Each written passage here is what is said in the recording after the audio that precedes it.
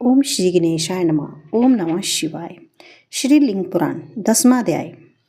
योग सिद्धि प्राप्त पुरुषों के लक्षण, साधु धर्म का स्वरूप, भगवान शिव के साक्षात्कार उपायों का वर्णन तथा भक्ति भाव में श्रद्धा की महत्ता।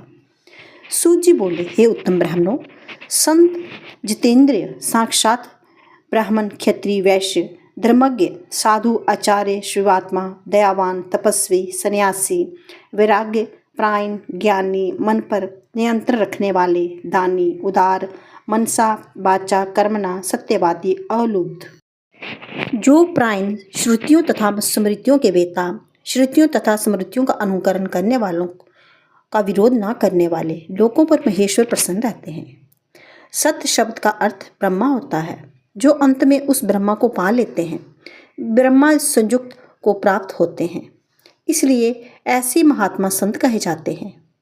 10 इंद्रियों के विषय भोगों में तथा पूर्व वर्णित 8 प्रकार के ऐश्वर्य रूप साधनों की अप्राप्ति से जो न अपना क्रोध करता है और न उनकी प्राप्ति से हर्ष का अनुभव करते हैं, वे जितात्मा कहे जाते हैं।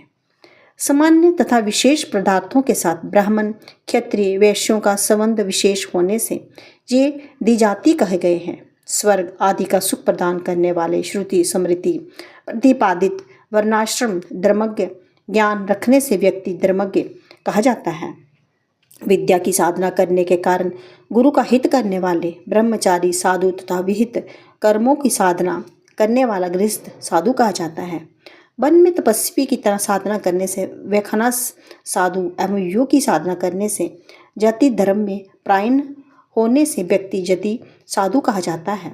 इस प्रकार अपने अपने आश्रमों के धर्मों का साधन करने से गृहस्थ, ब्रह्मचारी, वानप्रस्थ तथा यति है, ये सभी साधु कहे गए हैं। धर्म तथा अधर्म ये दोनों शब्द क्रिया के वाचक कहे जाते हैं। कुशल कर्म को धर्म तथा अकुशल कर्म को अधर्म कहा जाता है। महायुक्त ये धर्म शब्द धारण के अर्थ में कहा गया है तथा अधारण धारण ना करने को उद्देश्य करने निकृत कर्म अधर्म कहा गया है। जिससे अविष्ट की प्राप्ति हो उसे आचार्य लोग धर्म कहते हैं तथा जिससे अनिष्ट फल प्राप्ति हो उसे आचार्य लोग अधर्म कहते हैं। वृद्ध, निर्लोभी, जितेंद्र, दंभ ना करने वाले, पूर्ण, विनम्र, सरल स्वभाव वाले लोगों को आचार्य कहा जाता है। जो स्वयं आचरण करता है, सभी को आचार में नियोजित करता है, वे शास्त्रों के अर्थों को परिशीलन करता है, वे आचार्य कहा जाता है। वेदों श्रवण करने से, श्रोत तथा शास्त्रों के अर्थों का स्मरण करने से सम्राट कहा जाता है।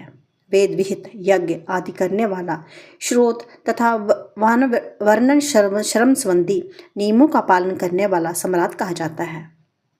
किसी के द्वारा पूछने पर देखे गए अनुरूप तथा अनुरूप विषयों को बिना छुपाए अभिव्यक्त करने से लिंग पुराण के अनुसार सत्य कहा गया है।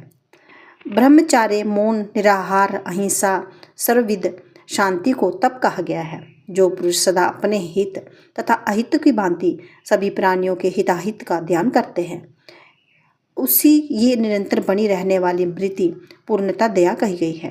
कर्म से न्यायपूर्वक अर्जित अविष्टतम द्रव्य गुणी को ही दिया जाना चाहिए। दाता के द्वारा प्रदत्त दान का यही लक्षण है।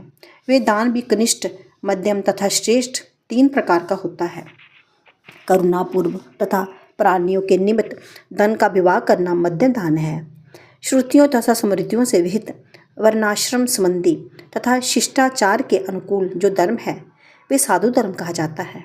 माया युक्त कर्म फल का त्याग करने वाला शिवात्मा कहा जाता है तथा सभी आसक्तियों से निवृत्त प्राणी युक्त योगी कहा जाता है। अनासक्त तथा पुनः पुनः जन्म मृत्यु के वय से वीत होकर विषय भोगों का नश्वरता पर विचार करके सभी ओर से प्रलोभन दिए जाने पर जो अलुब्ध बना रहता है, वह संयमी कहा जाता है। अपने लिए अथवा दूसरों के लिए जिस व्यक्ति की इंद्रियां मिथ्या प्रवृत्त नहीं होती, वे शम के लक्षणों वाला कहा जाता है। जो अनिष्ट अर्थात प्रतिकूल विषयों पर उद्विग्न नहीं होता तथा अनुकूल विषयों की प्राप्ति पर हर्ष नहीं होता, वे प्रीति, संताप तथा विषाद से रहित हो जाता है। उसकी ये विनिवृत्ति ही विरक्ता अर्थात विराग कही जाती है।